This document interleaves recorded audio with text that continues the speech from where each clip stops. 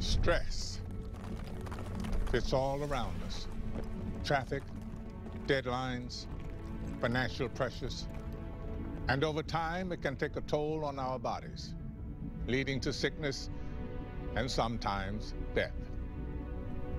But what if there was a way to reverse the effects of stress without the need for any drugs? What if our minds could heal us? Dr. Herbert Benson of the Benson Henry Institute for Mind-Body Medicine in Boston is a scientist of a different mindset. He's on a crusade to show that sickness is as much mental as it is physical. Well, it's not all in your mind, but a lot is in your mind, and that we can tap into. In the 1980s, Herbert trekked to the Himalayas to observe how Tibetan monks chill out. At an altitude of 15,000 feet, in a monastery as cold as a refrigerator, the monks wrapped themselves in frozen sheets to practice an extraordinary form of meditation called tumo. Through meditation, Herbert observed that the monks were able to raise the temperature of their skin by 17 degrees Fahrenheit while keeping their core body temperature normal. Tumo is a form of meditation, a practice to do away with negative thoughts. And as a byproduct of that, the body is able to generate enough heat to dry icy wet sheets on their naked bodies and get them steaming. It's still unknown exactly how the monks achieved this inner fire. But scientists suspect the meditation directly taps into the part of the nervous system that regulates body temperature. We were fascinated on how far such a mind-body effect could go.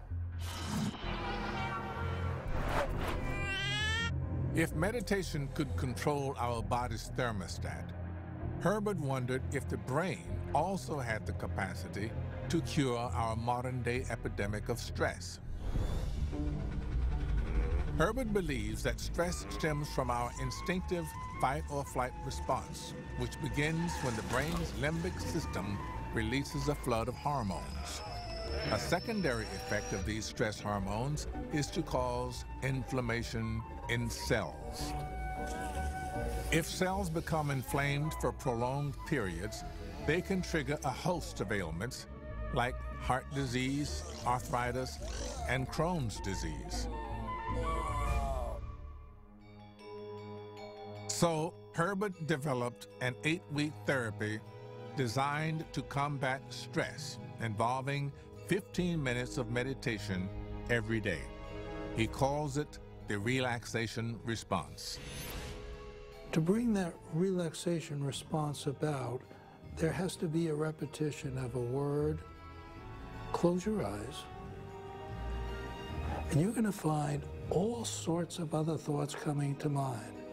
They're normal and they're natural, and they should be expected. But when they occur, don't be upset, but simply say, oh well, peace.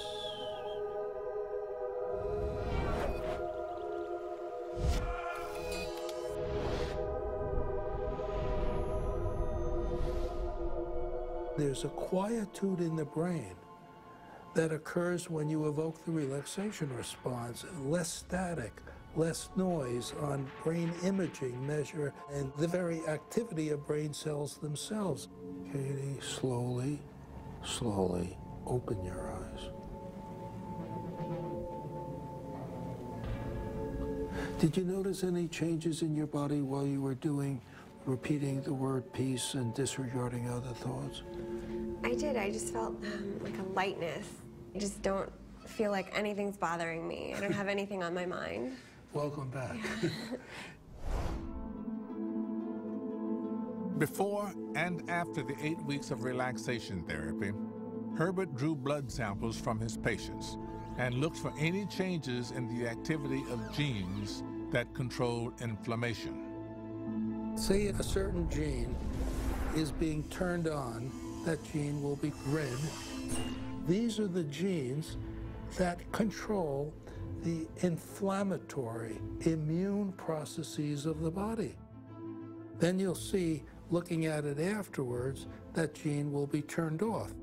Red on, green off. So red to green. You'll see that change. Evoking the relaxation response can actually change your gene's activity.